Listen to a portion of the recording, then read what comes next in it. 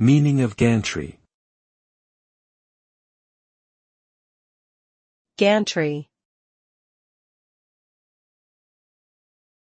Gantry.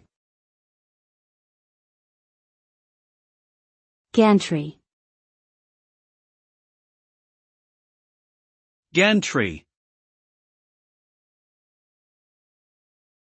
The word gantry refers to a framework or structure used to support equipment, such as a bridge crane or an overhead conveyor system.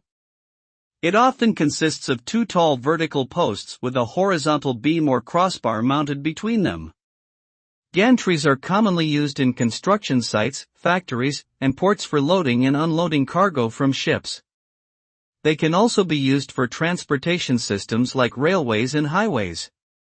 Gantries are essential for heavy lifting and moving large objects, making them an important part of many industrial operations.